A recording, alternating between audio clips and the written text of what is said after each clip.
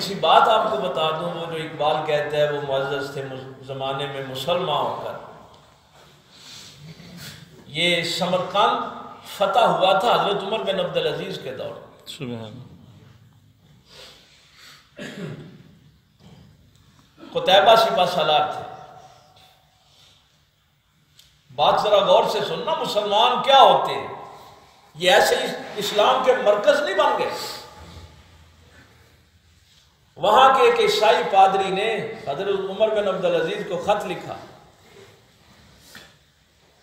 اس نے کہا جی آپ کے سپہ سالار نے ہمارے ساتھ زیادتی کی ہے.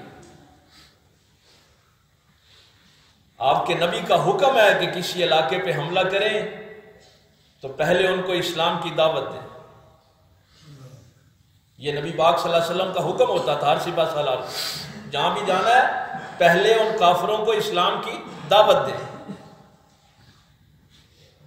اگر وہ اسلام قبول کر لیں تو ٹھیک ہے. نمبر 2،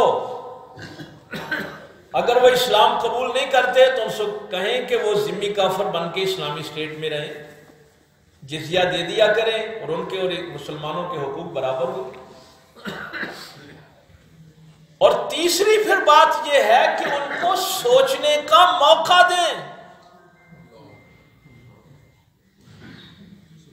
اب پادری نے خط لکھا امیر المومنین کو. اس نے کہا جی آپ کے سپہ سالار نے نہ تو ہمیں اسلام کی دعوت دی، نہ ہمیں ذمہ کافر بن کے رہنے کا موقع دیا، نہ ہمیں سوچنے کا موقع دیا.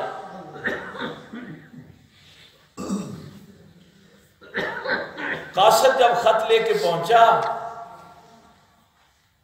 تو ایک بڑی عالیشان عمارت تھی، وہاں لوگ نماز پڑھ رہے تھے. اس عیسائی نے سمجھا کہ یہ مسلمانوں کے بادشاہ کا محل ہوگا.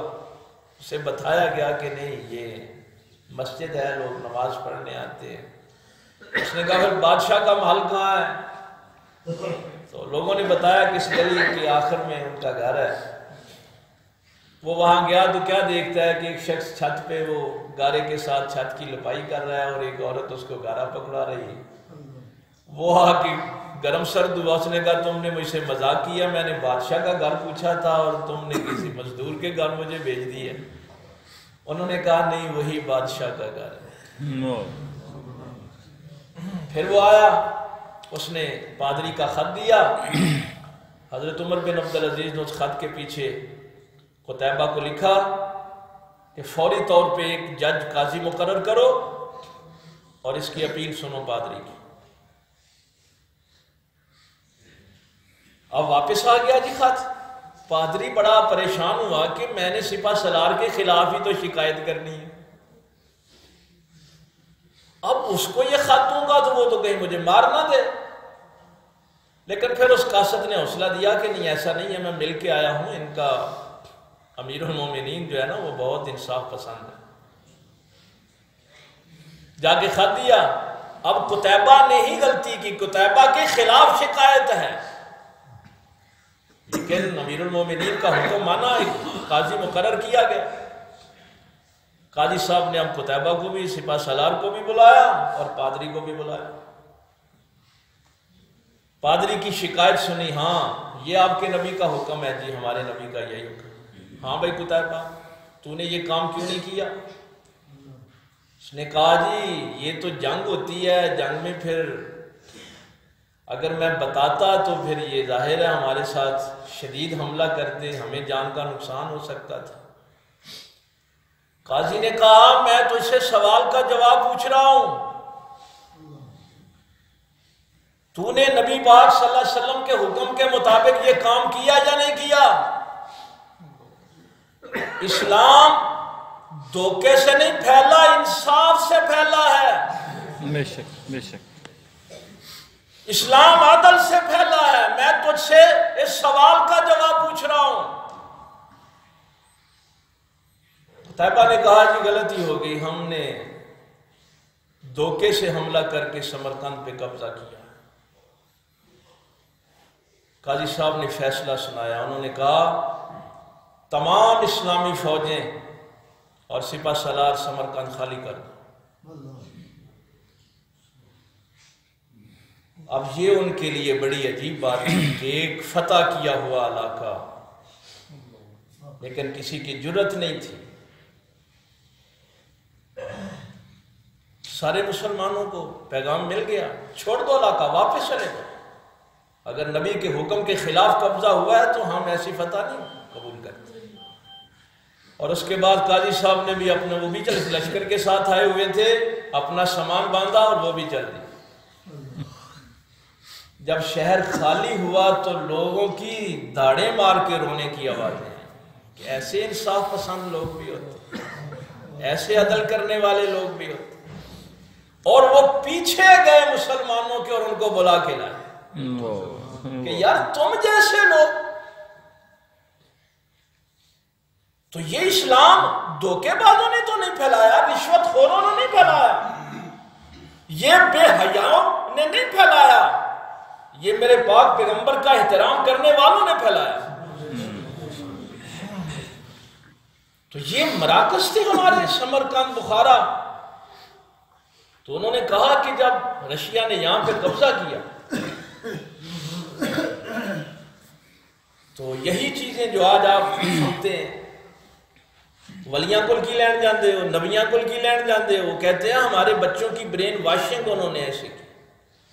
جیسے آج کل ہمارے بچے دیکھتے ہیں نا کہ حجامت وہ بنوانی ہے جو کسی کافر نے بنوائی ہے، کپڑے وہ پہننے ہیں جو کسی کافر نے پہنے ہیں، اسی طرح ہمارے مذہب میں بھی وہ کفر داخل ہو گیا۔ انہوں نے ہمیں یہ بتایا کہ یہ طریقہ روس والوں نے شروع کیا تھا، وہ ہمارے بچوں کو امام بخاری کے دربار پہ لے جاتے ہیں اور پتہ کیا کہتے ہیں، ان سے کہو کہ یہ گلاس میں دودھ جگ میں سے گلاس میں ڈال کے دیں آپ کو۔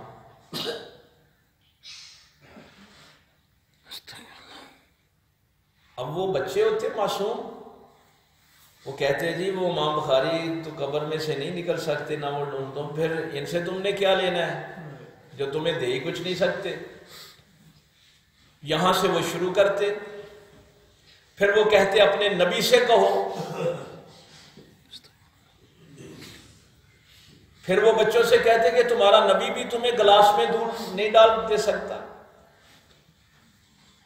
اور آخری سٹیپ پہ پھر یہ کرتے کہ جب سکول میں بریک ہوتی تو مسلمان بچوں کو ایک کمرے میں لے جایا جاتا، ان کی میڈم آتی، ٹیبل پہ جگ اور گلاس پڑا ہوتا اور وہ کہتی کہ اپنے اللہ سے کہو کہ اس جگ میں سے دودھ تمہیں گلاس میں ڈال کے دے۔ تو وہ کہتے کہ اللہ تو نہیں دودھ، وہ کہتی پھر اللہ کو کیوں مانتے ہو جو اللہ تمہیں جگ میں سے گلاس میں دودھ نہیں ڈال کے دے سکتے؟ یعنی یہ جن باتوں پہ مولوی لڑ رہے ہیں ان کو یہ نہیں پتا کہ یہ عالم کفر سے یہ باتیں شامل ہوئی ہیں۔ وہ یہ کہا کرتے تھے، پہلے تو وہ یہ کہتے کہ نبی اپنے چاچے کو نہیں بچا سکا، اور پھر بعد میں کہتے کہ اگر اللہ ہوتا تو تمہارے نبی کے دانت شہید ہو گئے تھے، اللہ تمہارے نبی کو نہیں بچا سکا، تو پھر اللہ کا بھی انکار کر دو گے۔ یعنی یہ ہے ہماری بحثیں آج کل مسجدوں میں اور باہر بازاروں میں، اور ہمیں پتہ نہیں کہ یہ عالم کفر کی سازش ہے۔ اگر ہم نے ان کو یہ بتایا ہوتا کہ یہ دنیا عالم اسباب ہے، یہاں پر اللہ تعالیٰ ہر کام سبب سے کرتا ہے، اور اللہ تعالیٰ ہر کسی کو مہلت دیتا ہے،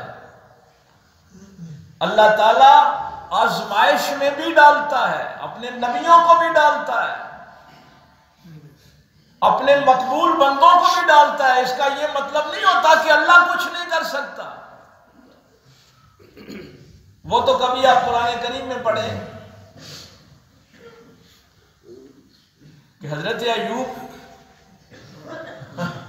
اللہ کے نبی ہیں، چھت گرتی ہے، سارے جانور ختم، آگ لگتی ہے، سارے کھیت جل گئے، اور پھر بدن میں کیڑے پڑ گئے، صرف زبان باقی رہ گئی، اولاد بھی، بیویاں سب چھوڑ گئے، ایک بیوی صرف ساتھ رہ گئی۔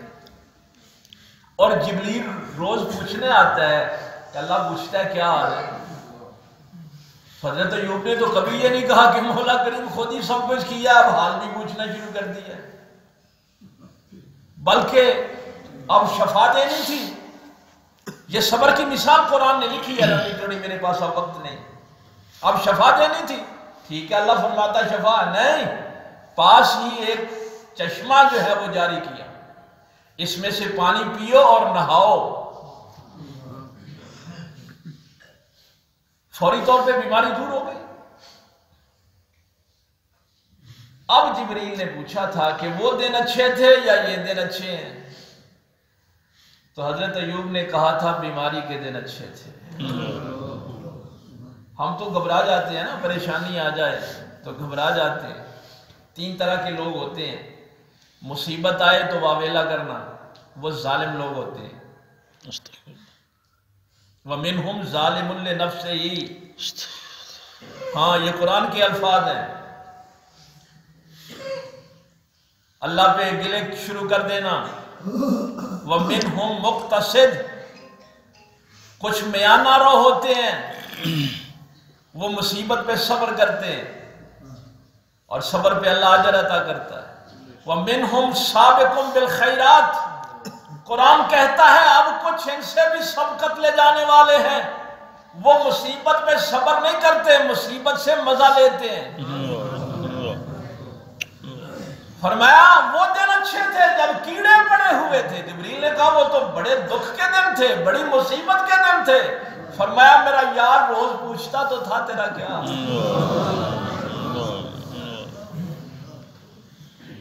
اس لیے پہلے گروہ میں نہیں رہنا۔ وَمِنْهُمْ ظَالِمٌ لِنَفْسِهِ وَمِنْهُمْ مُقْتَصِدٌ وَمِنْهُمْ سَابِقٌ بِالْخَيْرَاتِ۔ تو چشمے میں سبب پھر پیدا کیا، جس چشمے میں نہ ہو۔